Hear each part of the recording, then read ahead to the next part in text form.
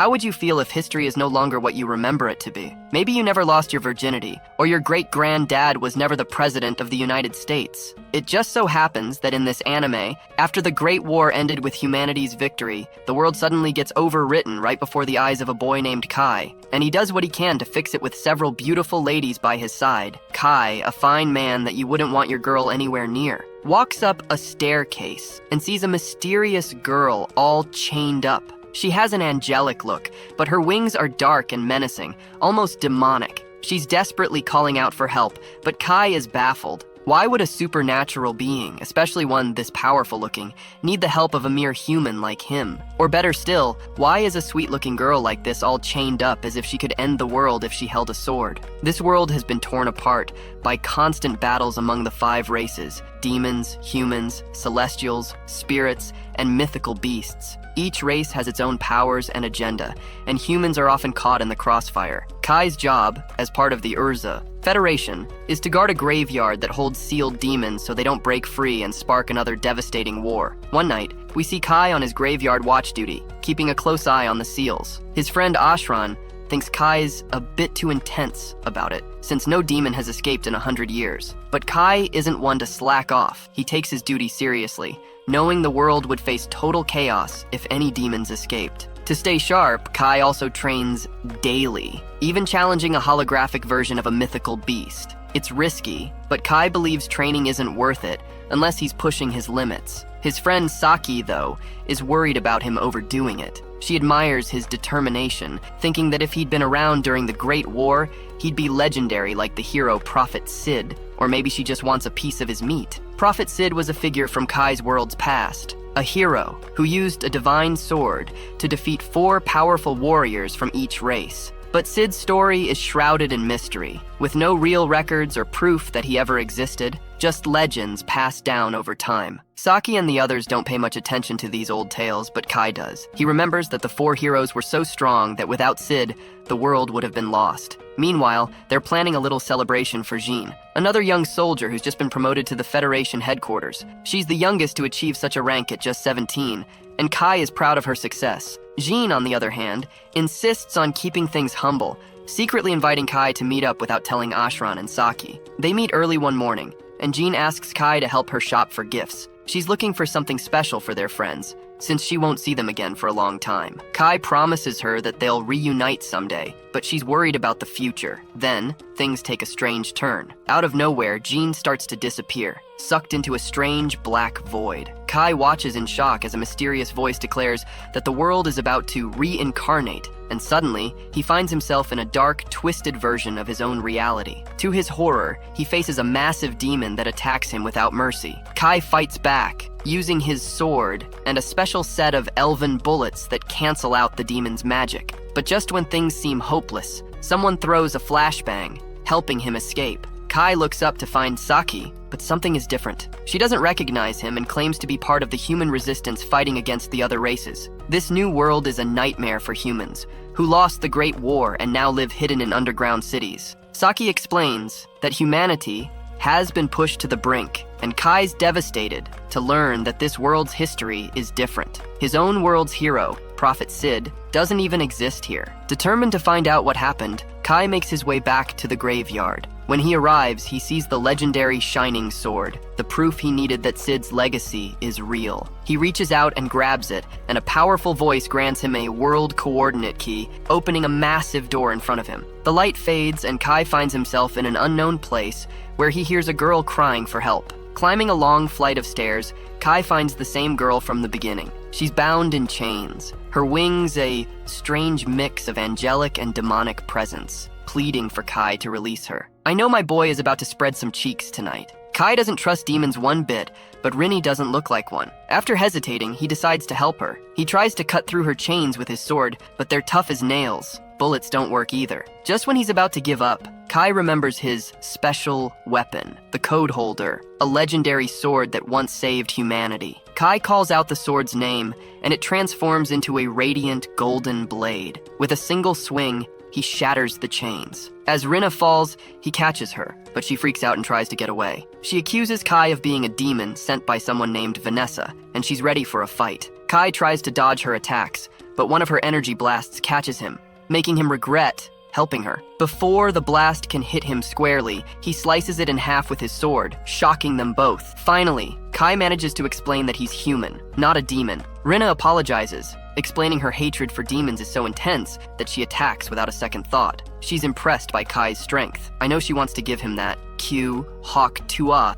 but they're interrupted by a strange creature emerging from a portal. The monster, with a twisted plan to destroy the singularity, tries to capture Rina. Acting fast, Kai frees her from the monster's grip with a slash of his sword, then grabs her and jumps through the portal back to Earth. Kai and Rina end up in a graveyard. She's overwhelmed, not just because of her terrifying experience, but because Kai helped her, something she's never experienced from anyone. Kai tries to comfort her, sharing his own loneliness, saying everyone he knows has forgotten him. He realizes something is wrong with this world. Demons rule over humans, a stark contrast from the human victory he remembers. Rina, confused, recalls a time when humans were beginning to beat the demons back. She was fighting alongside a hero. They both realize something must have changed in this world, and it doesn't align with their memories. They leave the graveyard and head to Kai's house, where she can rest. On the way, Rini marvels at human technology. Her odd behavior in the city draws stares, but Kai reassures her she's safe with him. At his place, Rin relaxes, while Kai reflects on his sword, the code holder, and its mysterious powers. Just then, Rin calls for help,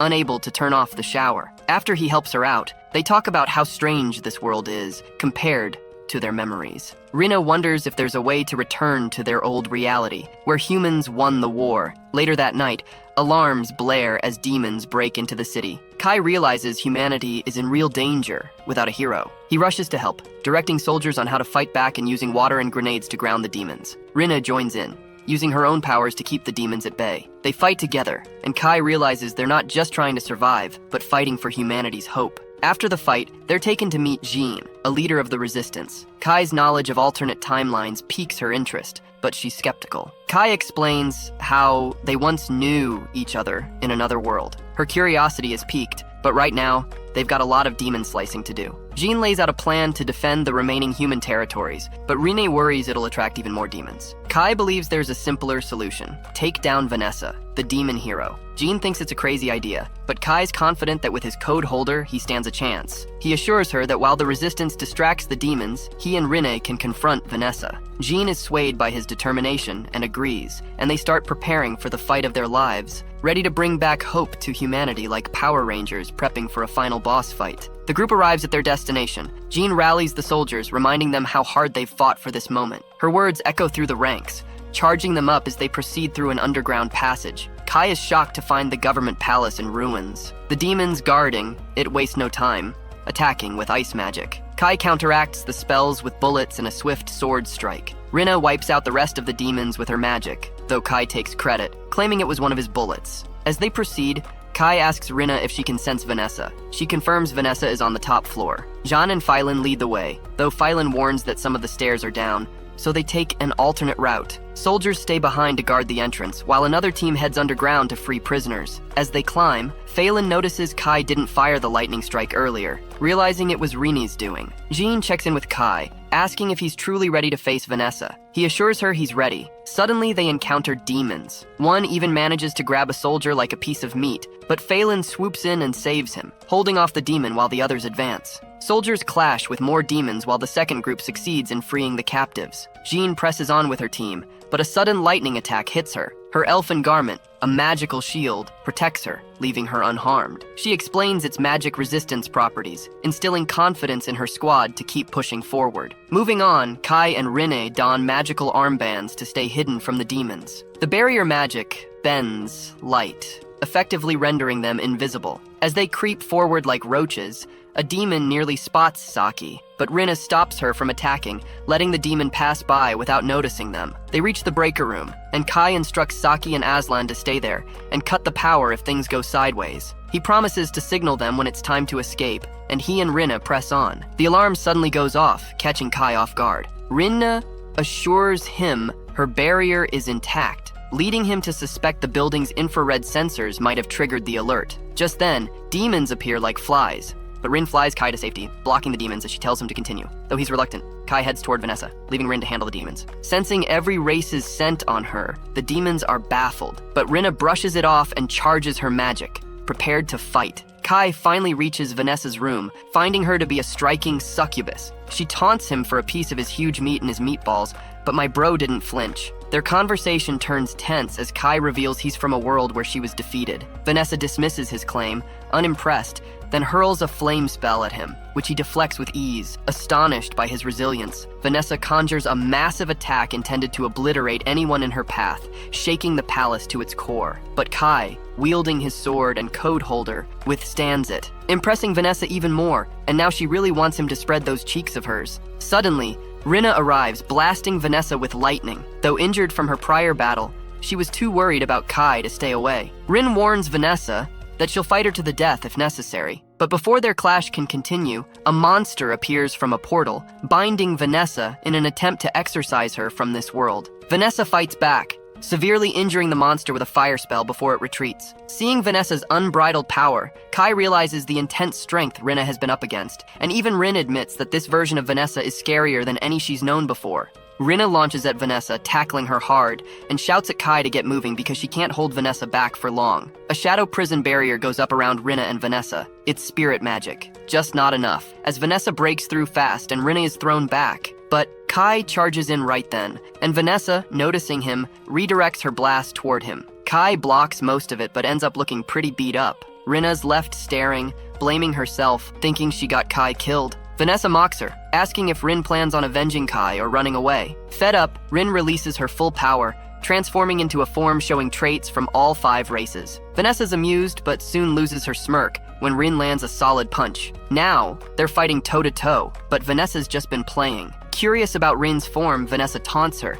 saying she could have saved Kai if she'd just let loose earlier. Vanessa wonders if Rin held back because she feared being called a monster. Kai's dead because Rin didn't go all out. Rin decides to take Vanessa down with her. She grabs Vanessa's hand, activating a curse. Blood droplets start seeping from Vanessa's skin, her life force slowly oozing out. Normally, this curse would end Vanessa, but Vanessa has backup, a massive curse circle in her base. It drains magic from spirits, celestials, and beasts, which hits Rinny 3 times as hard. Rinny, left weak, can only apologize for not being useful. Vanessa, annoyed, readies a final blast, but Kai blocks it just in time. Somehow still alive, she summons a mini meteor and launches it at him. Kai, slicing it apart with the code holder, shocks Vanessa. Impressed, she launches hell flames, but Kai quickly cuts the power, making the room go dark. Vanessa realizes she can't sense him. Her hell flames only reveal shadows. She targets Kai's sword, the only source of magic she can track, but Rini's holding it while Kai sneaks behind her. Years of training pay off as Kai lands a powerful combo, ending with Rin tossing him his sword to deliver the final blow. Vanessa, admitting defeat, mutters, "Good game, human." As she collapses, Vanessa's memories rush back. She recalls everything about Sid, who warned her of something called world reincarnation. Kai, hearing Sid's name, presses her for details. Vanessa explains Sid foresaw someone would alter history, causing the world to change, and warned her to protect the code holder. That sword is key to restoring the real world. Vanessa admits she used to see Sid as an enemy, but came to respect him after a tough battle. She tells Kai he fought well, saying she'd love a rematch one day. Exhausted, Kai drops to his knees. Relieved they defeated Vanessa, word spreads fast, and soon human survivors gather at the Ura Federation, celebrating a chance to rebuild. Jean, a former ally, thanks Kai and Rinne, explaining their victory will help unite humans to take back the other fallen federations. She asks Kai and Rinne to join her on this mission, promising they'll make a strong rebel alliance. Jean motivates the soldiers, reminding them they've finally slept soundly without fearing demons. The troops rallied, energized for the journey ahead. Meanwhile, Kai quietly tells Rini that he's ready to end this 5-race war himself, determined to find whoever messes with the world's timeline and put everything back in order. As they join John and the other soldiers, Kai resolves to become humanity's hero, bringing hope to a world that's been turned upside down. Rina dreams of fleeing from a terrifying monster with Sid by her side, giving cryptic advice. She wakes up in a car headed to the EO Federation. Ashran is floored. They're already on another mission, barely rested from battling a demon. But Saki explains they have no choice. Help requests flood in, and Jean is the last hope. She hopes the capital is rebuilt by the time they return, while Ashran just hopes demons don't retake it. Kai's mind flashes back to their last battle. As they were cleaning up, Rina sensed demons. They found nothing but soon got trapped in a barrier. Vanessa's sister, Haim Moral, appeared, launching an attack. Kai cut through her assault, and Rina shut her down. Kai demanded to know her intent, and she introduced herself as Haim Moral, the new top dog after Vanessa. She taunted that Kai only defeated Vanessa due to a series of lucky breaks. Kai wondered if she was there to avenge her sister, but she laughed. With Vanessa out, she held no grudge. She was even grateful. She let Kai in on a secret. Demons could retake the capital anytime but chose not to. She hinted that both sides needed a break. Otherwise, other races might strike. She proposed a truce, offering the humans the capital if demons got the rest. Kai agreed to pass her message to his commander. In the present, Kai gathers his team. Their mission now is to join forces with the EO Federation's rebel army against the Celestials. Saki remembers Celestials are an alliance of elves, dwarves, fairies, and angels. Jean, over the comms, announces a rest stop is 2 kilometers away. Suddenly, Rini spots a dragon above. It's odd, as they're in demon territory, but Kai tells everyone to prepare. Jean orders the convoy to speed up, but the dragon is too fast. Soldiers fire, but bullets barely scratch it. Rini then uses her lightning magic, and with Kai, they drive the dragon away. Afterward, they stop to treat injured soldiers. At camp, Kai feels guilty about taking up tent space. He offers Rina to sleep in the female tent, but she declines, uncomfortable around so many humans. Jean and Feon enter, and Kai realizes this is the officer's tent. Feon warns him not to get funny ideas, as Jean will be without armor at night. Later, Jean, Rina, and Kai sleep in the tent, but Kai barely gets any rest, squashed between Jean and Rina clinging to him. By morning, Ashran notices Kai's exhaustion, but assumes it's from guarding Jean, and Kai doesn't correct him. Zephan, the advisor, warmly greets them, happy that news of Jean's victory has brought new hope. He introduces Dante, their commander, who's paranoid and obsessive. John quickly requests to speak with him. Dante, however, is annoyed, assuming she's here for glory. Jean clarifies they asked her for help, but Dante reveals his subordinates did so without his consent. They soon hold a strategy meeting. Zephan explains the layout of celestial territories, and Jean realizes they have no idea where the celestial hero is hiding. She offers to lead a scouting mission. Dante dismisses the idea, saying it's reckless, but Jean insists, determined to help the soldiers risk their lives. After the meeting, Rina convinces Ashran to cook something exotic she remembers, though it looks so strange that Ashran doubts its safety. Meanwhile, Ashran casually remarks about Quab's beauty, surprising Kai to see Rina curious too. The next day, Jean scouts the forest with rebel troops, while Dante grumbles that generals shouldn't risk their lives like that. He worries about Jean's influence on his soldiers, but Quab assures him not to worry. As Jean returns, she drafts a map of her findings, revealing elves' patrol routes and an invasion strategy. She motivates the soldiers, and they're eager to work with her. Above, a castle looms dark and heavy. Inside, Alria tells the dwarves and elves that the angels plan to cut all ties with them. Shocked, the dwarves and elves listen, but someone notices the monstrous figure near Alria. Without explaining, Alria suddenly attacks. The Elven Grand Elder meets his attack head-on, but can't match his power. Swiftly, Alria traps her in a crystal prison. The force of his magic creates a whirlwind that sends the Elven Shrine Maiden falling from the castle, crashing deep into the forest below. The Shrine Maiden pauses, but then forms a plan. Meanwhile, in the Elven Forest, Jean's forces have lost contact with Dante, last seen the morning before. Jean wonders why he would risk entering the dangerous forest. Kai suspects that Phi might be an elven spy, pointing out how elves can pass for humans by simply hiding their ears. Jean worries that there could be other traitors within their group, and she decides they must investigate themselves. Phelan asks for a rear flank report, and after hearing everything's clear, Jean reassures her trust in the group. As they press forward, Phelan notices some broken guns and guesses they belong to their army, likely due to a hidden trap. Jean says it was easy to avoid, but Kai warns that the true threat is above. They look up to see a trap laid in the tree's leaves. Jean realizes it's a clever trick. Kai explains he read about such traps in his old world. Just then, Rina catches an elf's scent, and they follow. Suddenly, they step onto a gate spell, transporting them into the elven village. Startled, they gather their bearings as a great fairy chasing a butterfly bumps into Ashran. Mistaking him for an elf, she soon realizes he's human, and she bolts for the village. The group chases after her, only to be met by elven guards preparing to attack. Quab arrives and stops the guards, surprised they activated the gate spell. Jean demands to know about Dante and the others, and Quab explains they're alive but paralyzed by a plant. Kai is shocked to hear that Alria, the hero of the Celestials, has captured the Grand Elder. Re-Iron sadly explains that Alria has changed. Once warm and kind, he now demands that elves, dwarves, and fairies bow to the angels. When they resisted, he captured their grandfather. Fane, ever cautious, asks for proof of Re-Iron's story, worried they might walk into a trap. She warns him that if he tries to flee from Alria, she won't let him leave the forest alive. Trying to shift the topic, Kai asks if she knows someone named Sid,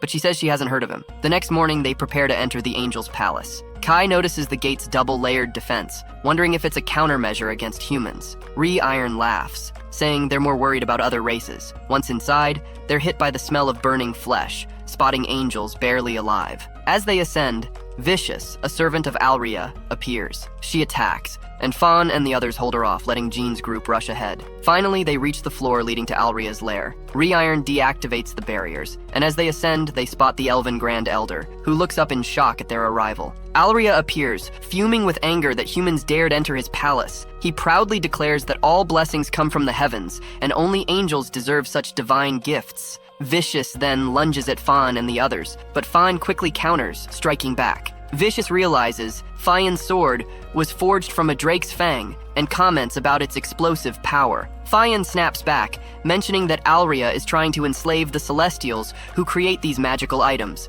calling him arrogant. But Vicious coldly replies that humans can't even grasp their lord's grand intentions. Meanwhile, Rin fights Raffalo, who is surprised she can shatter his divine guard. Though he admits she's a threat, Rin is annoyed by how calm he is, thinking all angels look down on others. Raffalo asks about her species, but she says she doesn't know and doesn't care as long as Kai is with her. At the top of the castle, Alria announces he's going to execute the Elven Grand Elder. Rhyron recalls her childhood with Alria and furiously charges at him, but he strikes her with a red blade. Kai jumps in, blocking Alria's attack, which makes Alria wonder if Kai is human or maybe an elf in disguise. Kai simply replies that he's just human. Alria, confused about why Kai would protect an elf, tries to make sense of it. Kai calmly explains that if something happens to Rhyron, the elves would blame humans, so it makes sense to help her. Alria notices Kai's sword, and is surprised when Kai mentions it once defeated Vanessa, the hero of the demons. Alria is amused that a human beat a demon hero, but Kai points out that unlike Alria,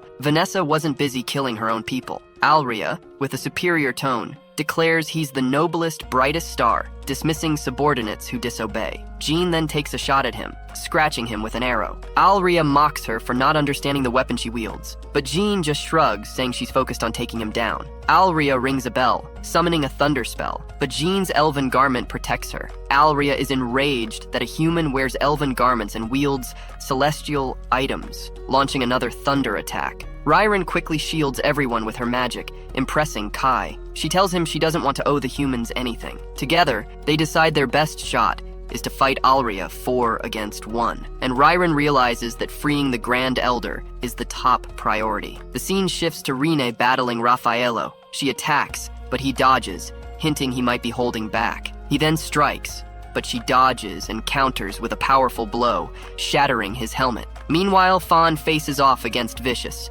and instructs Saki and Aslan to target her wings. Vicious dodges, but Fawn finally lands a blow, weakening her. Vicious, surprised, he realizes Fawn had a tip from a man from another world, then concedes defeat. Raffalo also surrenders, hinting Rina may hold the power to free the Grand Elder. He urges her to go, revealing he and Vicious had been waiting for this moment since Alria's change. Vicious, regretful, asks Fine to apologize to the Grand Elder on her behalf. Fine, unaffected, lowers her weapon and lets Vicious know she underestimated her by not taking to the skies. At the castle's top, Alria orders the Riser to attack Kai and his friends. The Riser's shockwave hits Jean, but Rhine saves her, and Jean thanks her. Alria, bewildered, stares at Rina, wondering what kind of being she is. Kai and Rine recognize the Riser and question Alria about the world's reincarnation. Alria is clueless, but Kai's mention of the Prophet Sid triggers a strange reaction in Alria. The Riser suddenly attacks Alria, trying to erase him from this world, and he vanishes. But then,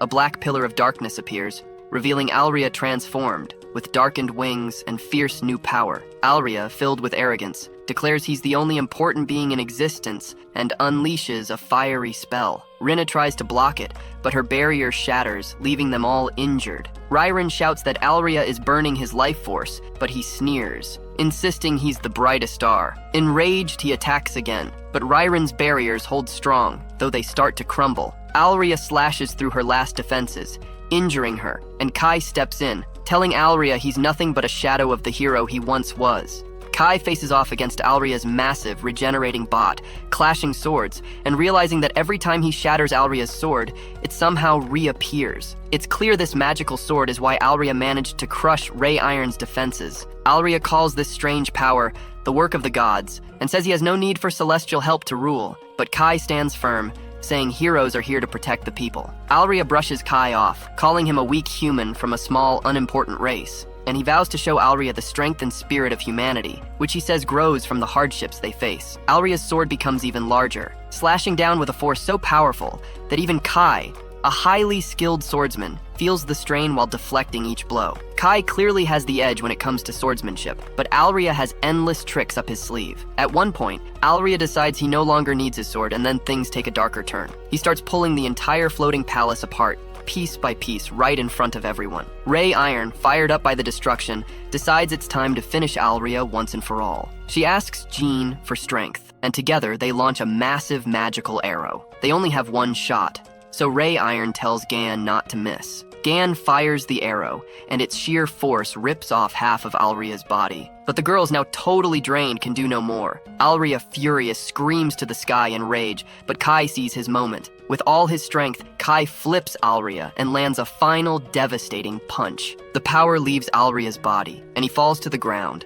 defeated. As he lies there, he realizes the irony. He who once looked down on everyone now lies on the ground, powerless. Just then, Alria regains his senses as the palace begins crumbling. He shouts for everyone to escape and tells Ray Iron he no longer deserves her respect. Alria takes full responsibility for everything that's happened, asking Ray Iron to deliver a message to the Celestials. This moment gives Kai deja vu, as it reminds him of what happened with Vanessa. Alria then admits that he was given a cryptic message by Sid, who was frustrated about something he couldn't quite understand. Alria explains that anger was behind the world's reincarnation and tells Kai that he's earned his respect for risking his life to save an elf. Alria, now rooting for Kai, urges him to break the cycle of hatred, and with that, Alria disintegrates, leaving nothing behind. Kai then apologizes for not telling Jean sooner, and Jean mentions that non-humans are usually feared, but Kai defends Rinnan, saying she fought alongside them and saved lives. They agree to keep her secret to avoid trouble, and Jean, curious, asks to touch Rinnan's wings, causing her to giggle as Kai watches. Ray Iron realizes the Elder's deal is clever. The chosen guide is essentially a hostage, at risk if the truce breaks. To her horror, she's chosen as the guide since she stayed close to Kai throughout. She fumes, feeling like she was picked on a whim, while Rinnan's jealousy flares up, accusing Ray Iron of stealing Kai's attention. Kai is just relieved to have a capable ally. Back at the rebel headquarters, Jean informs everyone of the truce. Dante reflects on their recent victories, realizing they'll now face greater challenges and need stronger alliances. He suggests joining forces with the Lion King Bayman, a respected leader, though Dante feels a bit insecure, sensing Fawn's high regard for Bayman. As they strategize, a mysterious fox figure, Wrath, meets Kyoka, the hero of the spirits, to discuss past failures. Tensions rise quickly, and Kyoka accuses Wrath of deceit, only for Wrath to coldly state that it's time for the spirits to vanish from this world. Kyoka hears Wrath's challenge, and it's on. She dashes off, but Wrath is on her heels, relentless. Wrath kicks her down, trying to stomp her into the dirt, but Kyoka won't give in. She transforms into a water blob, enveloping Wrath to choke her out. But Wrath's no pushover. She bursts into flames, forcing Kyoka back. That doesn't stop Kyoka, though. She grabs Wrath, dragging her through the forest and slamming her into the ground, leaving a crater in her wake. It looks bad for Wrath, but suddenly Last Riser emerges from her back, seizing Kyoka's face and trying to use the Zero Code. It's too late for Kyoka to escape, and she's blown to pieces. Wrath thinks she's finally won, thanking Last Riser, but she isn't entirely convinced Kyoka is gone. Meanwhile, Kai and his team make their way through the forest. Re-Iron explains the path they're on is used by huge hedgehogs called Okra Chuchin, who love gold and could crush a car if they wanted to. Saki and Ashran exchange nervous looks at the thought of these giant creatures, but Re-Iron assures them the odds of getting squished are slim. Rina isn't thrilled about Re-Iron sitting next to Kai, but Re-Iron argues she has to give directions. Plus, her enchanted clothes make her look human, so they're passing her off as a Foundation representative. Jean calls in, checking on their status, and Re-Iron says they're on track to reach their destination in 3 days. Fallen notices a strange, eaten-away part of the forest, suspecting it's from a mythical beast, which means the beasts are crossing borders now, making the journey even riskier. Back at the battle site, Wrath examines the remnants of Kyoka. Frustrated there aren't enough pieces to confirm her death, deciding to leave it for now, sure she'll get another chance. Suddenly, a tremor shakes the camp, and they see a mythical beast, a behemoth. Kai recognizes it, firing a special bullet that manages to hurt it. Fine joins him, and they dodge around, attacking, but it's not enough. Fine blinds the beast with a flashbang, and they all retreat. Kai realizes this beast is far stronger than what he faced in his world. Gan orders the soldiers to form up, but they're low on heavy artillery. Fawn volunteers to stall the beast, but John refuses to retreat and asks Kai for a weak point. He explains that the behemoth has a magical organ as its Achilles heel. Jean thinks fast and suggests using the forest's resources. Reiron leads the beast into the woods, where Kai releases paralytic mushroom spores. The spores disorient the behemoth, and Rina unleashes a lightning spell, stunning it. Kai seizes the moment, firing a close-range shot. The beast stumbles but still presses on. In desperation, Reiron activates a teleportation circle, trapping and burning it. They celebrate, but Jean notices Kai's injured shoulder. Rina, distraught, blames herself, and Kai reassures her it's no big deal. He was just protecting her. While the team patches Kai up, he slips into a strange dream. A mysterious voice calls him chosen by fate, and Jean, waking, reveals she heard it too. Kai remembers a location from his vision and asks Reiron to guide them there. They head to an old structure, which Jean realizes wasn't built by elves. Kai identifies it as a megalith, a special structure used to seal off races in his old world. But here, no one seems to know about it. As they approach, a voice invites them inside, calling them the Chosen Ones and claiming they're in the center of the world. Reiron can't hear the voice, leaving Kai and the others unsettled yet curious as they step toward the unknown. Rin steps inside and hears a voice echoing from within the building. Kai tells Reiron to stand guard outside as the others go deeper. Once inside, Kai observes that the place looks like a graveyard, and Rin senses a powerful magic, a kind that feels like her own. They head down a hallway and enter a large room where a statue stands. G speculates it might be an ancient temple. Kai isn't sure, but something about the statue seems familiar. Suddenly, a voice greets them as the children beloved by fate. They look around, puzzled, before realizing the voice is coming from the statue itself. The voice claims it's currently powerless and introduces itself as a being from a world where a great war ended, waiting for someone to replace Sid. Kai is shocked to hear this, as Sid was a legendary figure who once ended the war of 5 races. The voice goes on, explaining that it's the prophetic god Arsa Salaka, also called the praying god, who could see the future. Kai is stunned, as he thought the prophetic god was just a story.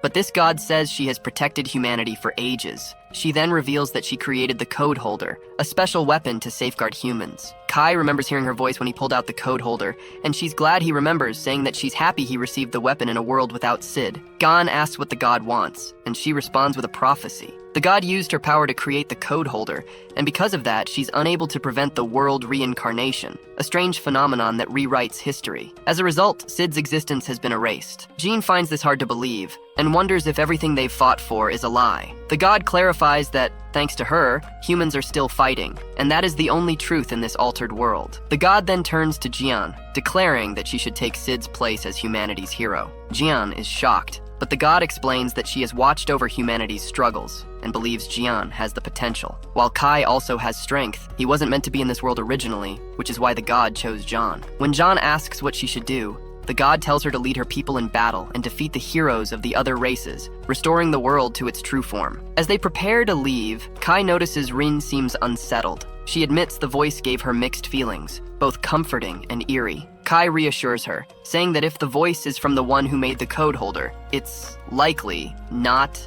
an enemy. They exit the building, and Reiron asks what took so long. Jean brushes it off, calling the statue strange. They continue onwards, and Reiron spots a tree bearing winter sage fruit. She asks Rinna to pick some for its healing powers. While traveling, Reiron makes juice from the fruit, but Rinne warns Kai not to drink it, as it smells horrible. Reiron insists it's safe, taking a sip herself, but she immediately vomits. Still, she argues that the worse it tastes, the stronger its effects, and serves some to Kai. Against Rina's advice, he drinks it. Jean announces they're nearing the Ulan Federation border and warns everyone to stay alert. Looking out the window, Saki spots a strange triangular building, and Kai suggests it might be a graveyard for the spirit race. They stop to investigate, and Rina alerts them they're surrounded. Slimy creatures drop from the sky, and the group opens fire, but regular bullets don't work. Jean orders a retreat, but Fine keeps fighting. As they struggle, soldiers with incinerator guns arrive and start burning the creatures. The group realizes the soldiers are from the Ulan Federation's resistance. The leader, Bamong,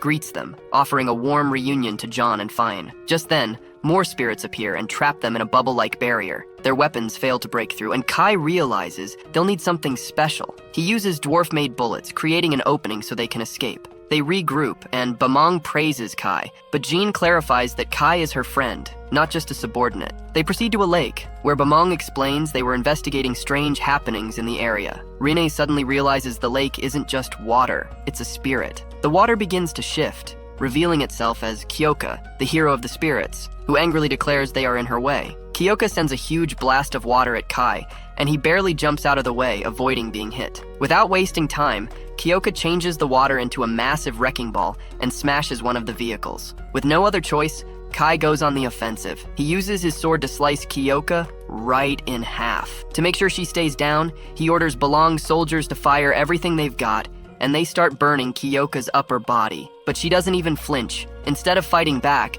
she absorbs the fire and puts herself back together, taking a calm breath. Kai knows something big is coming, so he warns everyone to back off. Then Kyoka lets out a huge wave of flames, but Kai pulls out the code holder just in time to block it. Everyone is safe, but Kyoka seems to recognize the code holder, even though it's her first time meeting Kai. Spirits aren't supposed to speak, but suddenly, she starts recalling memories. This triggers the Last Riser's sensors. It's ready to act. Kai is confused because he's sure he heard someone speak, but spirits can't talk, right? Kyoka cuts in, demanding to know why he has the code holder, which is meant for a specific human. Kai is still shocked by hearing Kyoka talk. He presses her for answers and asks if she's talking about Sid. Kyoka hesitates, but when Kai mentions Sid's name, her memories flood back. She remembers hating Sid, seeing him as the enemy of all spirits. But at the same time, she admits that Sid made her smarter. She had learned the human language just to understand what Sid was saying when he locked her up. Sid had mentioned something about reincarnation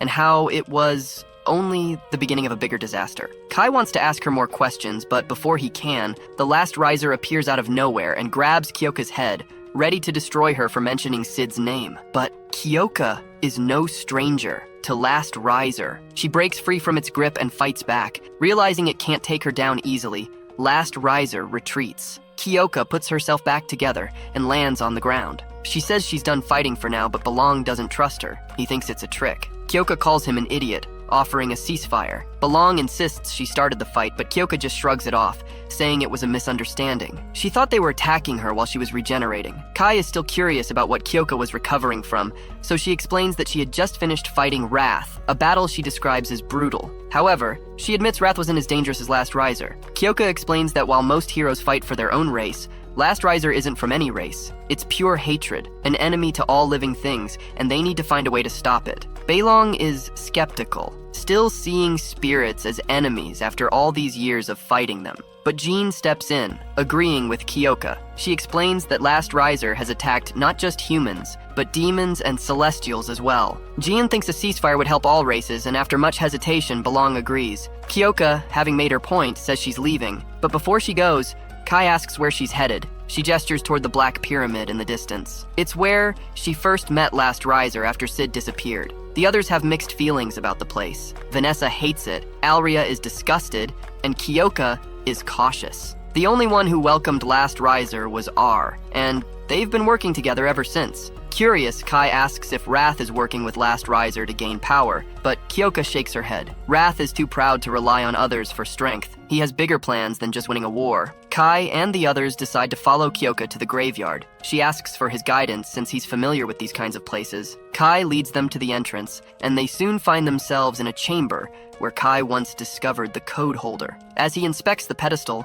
the code holder reacts, and a message from Sid plays. He apologizes for his failure and leaves a final request to whoever holds the code holder to go where he could not. The code holder projects a bright light, and a portal opens, pulling everyone through. They land on a mysterious platform, and Kai realizes he's been there before, but he never got the chance to uncover the truth behind the place. The group follows Kyoka, sensing a powerful energy ahead. Eventually, they come across something shocking, a statue of Alria. But it's not just a statue. Alria is trapped under a petrification spell. Reiron believes she can break the spell, but Beilong wants to destroy Alria while she's vulnerable. Reiron steps in to stop him. Kyoka examines the petrified Alria and realizes that it's not ordinary petrification. It seems like she's frozen in place by the Zero Code. Just as the group is starting to process what's going on, Last Riser appears again. It announces a defense protocol and starts targeting everyone with connections to Sid. 3 of them are marked for destruction, and the others are teleported away. Kai figures that Last Riser sees anyone with memories of Sid as a threat. There's no choice but to fight. Meanwhile, Jean and the others are teleported to fields outside the graveyard. Jean wants to return to help, but Belong questions if she can stand a chance against Last Riser. Jean admits she's unsure, but reveals that she has a last resort, the full power of her elven gear. Reiron warns her that using it will shorten her life, but before Jean can act, the portal closes. Back in battle, Kai, Reiron, and Kyoka continue fighting Last Riser. Kyoka attacks with a powerful water blast, but Last Riser erases it with the Zero Code. Kai tries to strike, but barely scratches it. While Kai keeps Last Riser distracted, Kyoka checks on Rina, who is too terrified to fight. Kyoka absorbs some of Rina's magic and powers up. With a brief break in the fight, Kyoka traps Last Riser in ice and shatters it. But to everyone's shock, Last Riser reforms and comes back stronger. It's clear that Last Riser can regenerate, especially in this dimension. Kyoka realizes they need to escape. Kai explains that the last time he left, he used the code holder to tear a hole in the dimension. Though Kyoka isn't happy to rely on the code holder, it's their only option. As they escape, Kyoka grabs Alria, which causes Last Riser to panic. Kyoka uses Alria as bait to lure Last Riser out. As they flee, Last Riser reflects their fire attacks back at them, but Kai blocks it with the code holder, tearing open a hole in the dimension. The group jumps through, with Last Riser chasing after them. Back in the real world, Kai weakens Last Riser with the code holder, and Kyoka finishes it off with a powerful lightning spell, reducing it to ash. But just as they think it's over, they hear a loud boom from the graveyard. A more powerful version of Last Riser emerges, stronger than ever, and it declares its intention to erase them all. Rina remembers how Sid couldn't stop Last Riser from capturing her. Kyoka tries a self-destruct attack, but Last Riser survives. Everyone attacks, and Jean decapitates her, but her head keeps singing. Reality starts to twist, and suddenly, everyone except Kai, Rina, and Last Riser disappears. Last Riser changes into a copy of Sid with a copy of the code holder and challenges Kai after sending Reen through a portal. Reen is chained up again, but she breaks free and comes back. Together they destroy Last Riser, but reality shifts again, and Kai passes out. When he wakes up, Reen confesses her feelings and almost kisses him, but Jean and Reen interrupt. The 3 girls argue, jealous over who deserves Kai while he's confused about what's going on. Kyoka survived, but she shrank to only a few inches tall after using all her mana. The humans and spirits agree on a truce, leaving the Alfreya statue in the monolith until they can figure out what to do. The Arsla Solaka statue starts to crack. She warns that Last Riser is still alive, and Kai and Rinny's troubles are far from over. With that, Kai and his group prepare to go after Rathai. Bro was literally warped into a world that felt like he was never born, but after meeting all this baddies, I'd say he's gonna have a good time. Though this is the last episode of this season, let's hope there'll be a season 2. And if you'd like us to recap it when it comes out, comment big, beautiful melons. Okay, just kidding. Don't comment that. Just make sure to like and subscribe so you don't miss out on our next upload.